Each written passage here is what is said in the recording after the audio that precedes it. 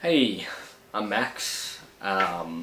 This will be the first video in my series that I'm kinda thinking of calling Pentatonic Pathways. So I've been a guitar player for some time. I've studied and stuff like that, as they all say.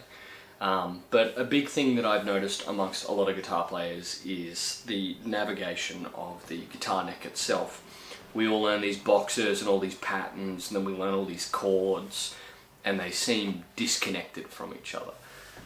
And the thing is, I've found for myself, watching guitar players who are a lot better than me, and looking at a lot of videos on YouTube and stuff like that, is that those things are actually connected, and using them together actually makes me feel like it helps me visualize the fretboard as something that's smaller and easy to navigate. So I kind of wanted to break down some of my views and some of the things that I've learnt around that and show them to you guys, and maybe they'll be useful for you, because what's cooler than being able to go from point A to point B on the neck and look like you know what you're doing? I mean, that's what we're trying to do all the time as far as I'm aware. So the thing that I want to look at is I want to focus on one key, and that'll be the key of G. I want to focus on the chords in that key, the triads and the shapes, and putting them all together and layering them with our pentatonic positions. So we're going to be in G major, we're going to take our time sort of thing, and as this series goes on, I want to start one sort of as the beginning point and then add the others on so that they can all connect and layer. And I encourage you as time goes on to come back to these videos, look over anything if you're having any ideas, and maybe even leave some questions and stuff like that, and I'll do my best to look at those. But yeah, I just really want to try and break things down so when we're moving through boxes, we're not just having that sort of robotic thing of I play up and down the box, move to the next box up and down. I want to put them together. We don't just want to play horizontally, we want to be able to play vertically as well. And we can connect both of those with some of these ideas. So anyway, given that we're going to be in the key of G, and we're looking at the chords in that key, the first chord would be G major itself, made up of the notes G, B, and D. So that's the first one we're going to be looking at in that first G major pentatonic position, which I'll break down for you when we zoom in. But for now, that's the basic of the idea. I hope it conveys well for you, and I hope you get a lot out of this. Thanks. We'll zoom in and we'll take a look.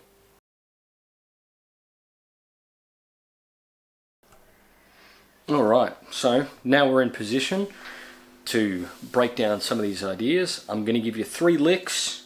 I'm going to try and explain my thought process behind them, the things that I'm thinking, and the things that I try and look at and keep in my mind when I'm putting these ideas of kind of chord shapes and triads and everything like that together and combining with the pentatonic. Anyway, before I get started, I do want to give a huge shout out to a guy on YouTube, Beato. A lot of the ideas that I've gotten here were born from stuff that I've seen Rick do and him talk about, so I'll leave a link for that in the description, and you can look at Rick's stuff. If you're not looking at it already and you're a guitar player, I'm pretty surprised. He's kind of a big deal. Anyway, so the first chord in G major, believe it or not, will be G major. We can play it as that big bar chord shape. We can use our cowboy chords. There's lots of other little ways to play that shape. So that's sort of the first thing I want to touch on, and then there's the G major pentatonic shape itself. So if you don't know that already, maybe go back, look for some of the videos on that. This is a little bit of an intermediate thing, I would say, but I will show you the shape here just as a point of reference for what we're doing.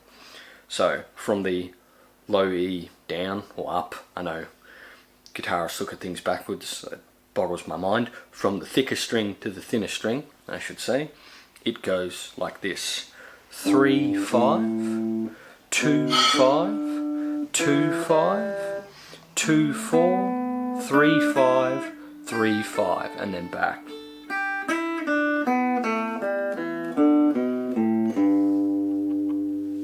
So, sure everyone has plenty of ideas for that little box when they're messing around, you know.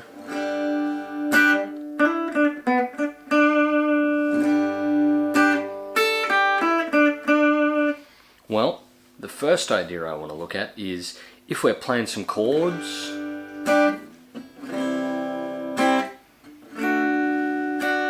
and someone wants us to start a solo and we're going to move into that box, how are we going to do it? What's a good way to do that?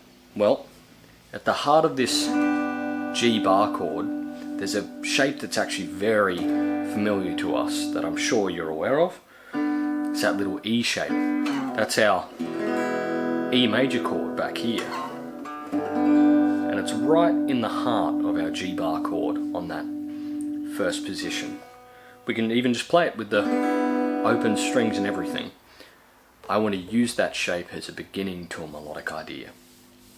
So, this lick, and the first lick that we'll be looking at, you slide up on the A string from roughly the 2nd fret. I use my middle finger, and we slide up to the 5th fret. Then we're going to skip over the D string and grab the 4th of the G string.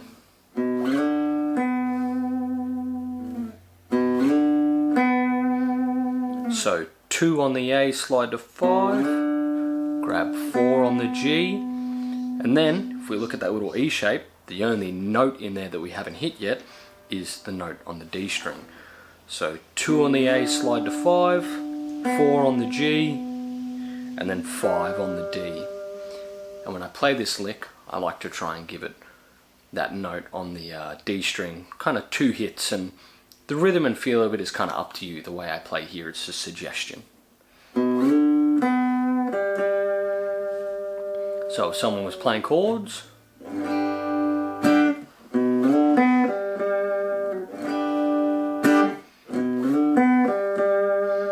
so that would be a great way to enter like a solo, or maybe just a little melodic phrase to throw out something while the chords are moving along.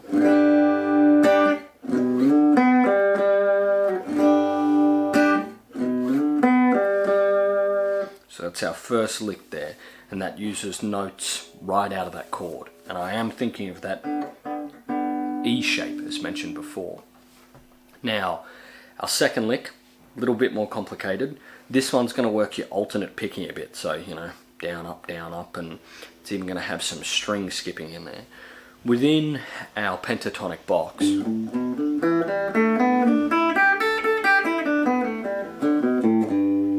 there's a multitude of shapes there, and here I want to look at touching on each of these shapes. Not all of them, but some of them. So once again, we're going to start from that E shape. So the beginning of this lick, 5 on the A string,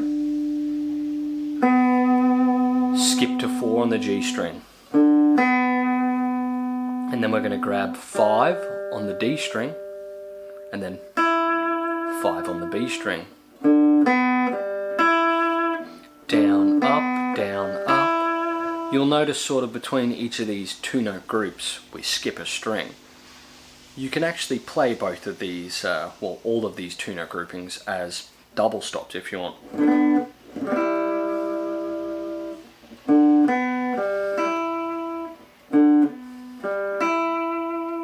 There's one more, so 5 on the A, 4 on the G, 5 on the D, 5 on the B, and then we're going to grab 3 on the G and 1 on the high E.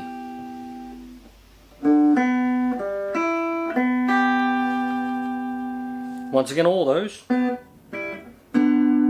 be grabbed. So that's sort of like a little alternate picking string skipping lick.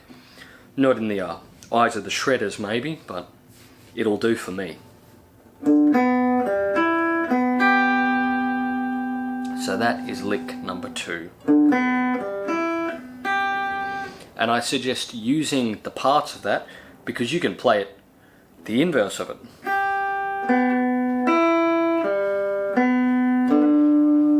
Starting from the high E string, the thinnest string, and working your way up through those shapes. There's shapes in there and parts of that lick can be broken down as a really nice way to move through that scale without just playing it directly up and down.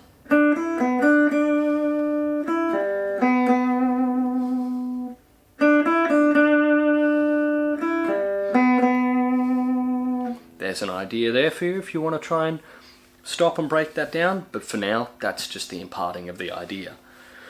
So, with those two licks in mind, the fabled question becomes, how do I get beyond this box? Well, I'm going to show you a really cool chord shape that I learnt from Mr. Rick Beato. I think he called it a spread triad. Science terms as far as I'm concerned, but still a really cool shape. So, we've got our G major chord there, and our little pentatonic box that goes with it, up and down, as you know. And then there's another position just next to that. I'm not going to break down that position right now, but I am going to show you a lick on how to get to it. And we'll start putting all these things together. So first, let's look at the spread triad that we're going to be using to get through this idea. So, we're going to grab 5 on the D string, 7 on the G string, then we're going to skip the B and grab 7 on the high E as well. So we have 5 on the D, 7 on the G, 7 on the high E. That's a G major. You can hear it straight away. And the cool part is that that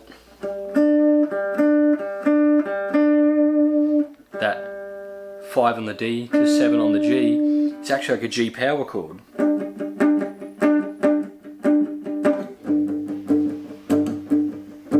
Which is kind of cool, it's just your root and your fifth. So, how do we use that idea here? Well, real simple. We're going to play those first two notes. 5 on the D, 7 on the G, then our fabled string skip.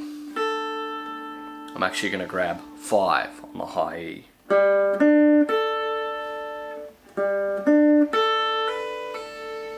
We're going to do a hammer on pull off. 5 on the D, 7 on the G, 5 on the high E, hammer on to 7, pull off back to 5.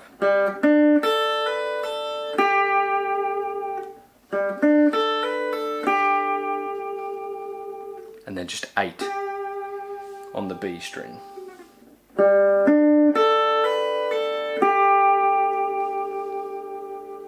So that's that third lick there.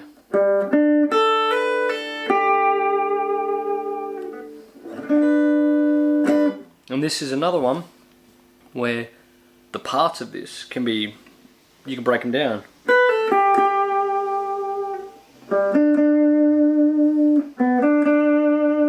You can break all those ideas down. So just look at these shapes as things you can break down. But that lick just one more time. 5 on the D, 7 on the G, 5 on the high E with the hammer on pull off, to 7 back to 5, and then 8 on the B.